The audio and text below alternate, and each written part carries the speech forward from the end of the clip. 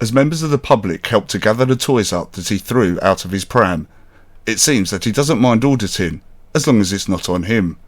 Hi there, and thank you to everybody for joining me back at the channel at Just Gone Viral. If you're new here, we like to cover crime and news and give an analysis and also bring you information that sometimes the mainstream media won't always tell you. So please like, share, comment, subscribe, and definitely share this video. In this video, we take a look at and address and break down the recent false allegations and false claims of defamation that were made by DJE Media, otherwise known as Curtis Arnold. But before we get into the video, I will just give you a bit of my background, of who I am and what I know. I studied 3 years previously of law and also business.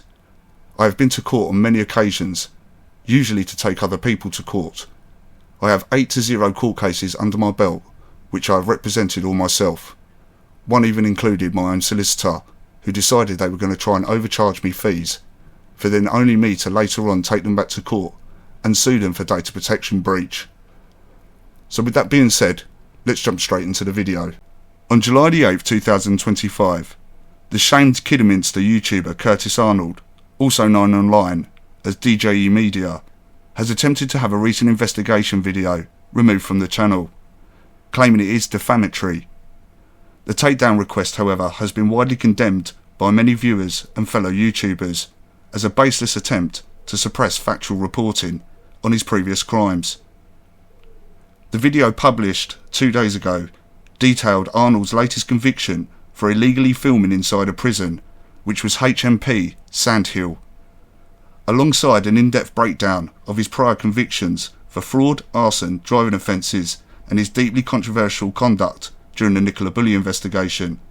The video also explored his rebrand to DJE Media, a name linked to a dissolved company and believed to be derived from one of his aliases, Daniel James Edwards.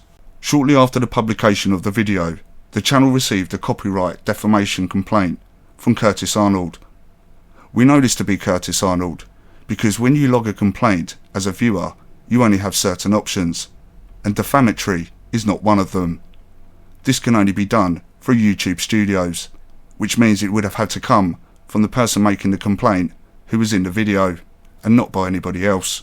This was all done and in aid of seeking to have the video removed from the platform. However, the complaint reportedly failed to identify any false statements or malicious content. Instead, what it did do is targeted verified information, which is available via court records, Companies House, and publicly reported instances that are freely available to the public and on the internet. The video still remains on YouTube and on the channel, but the moderators are declining to act so quickly due to their lack of understanding and UK British law. I have spelt this out to them and made them aware of what exactly defamation is and also slander. For it to be classed as defamation or slander, you would have to be labelled as something or be called a name.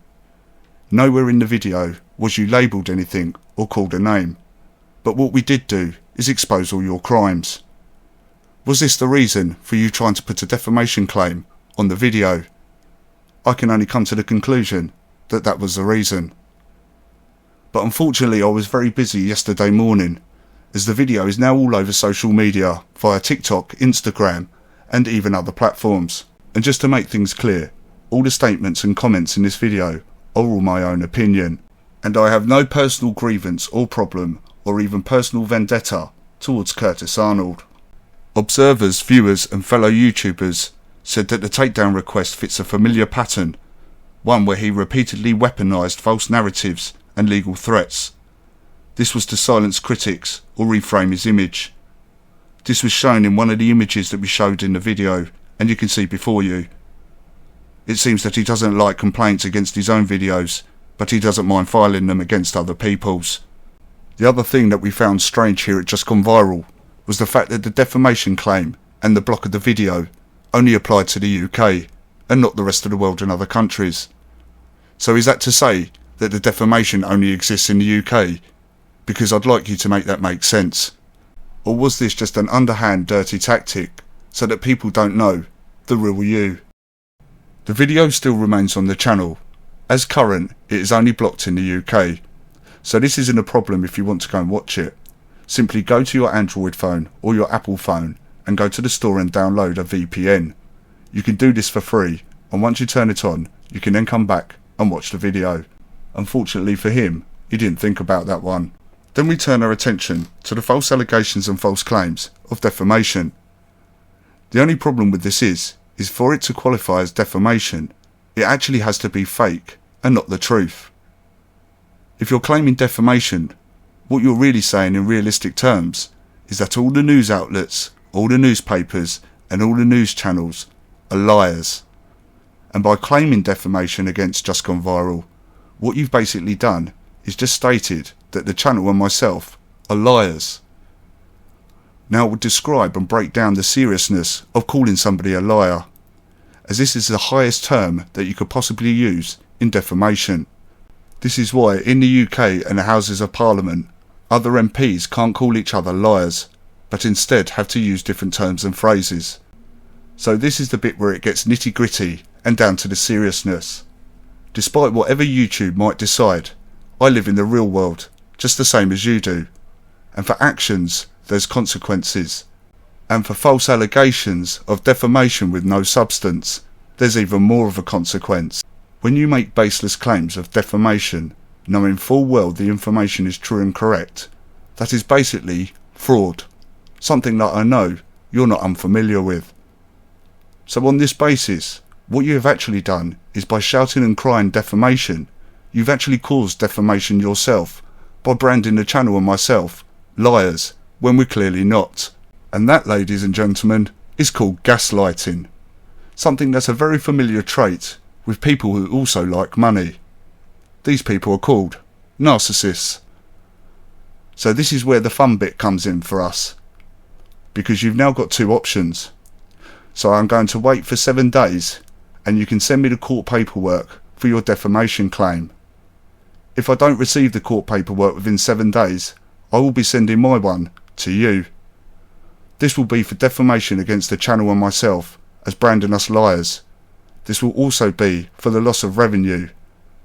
All in all, the compensation for defamation starts at £5,000 up to £50,000.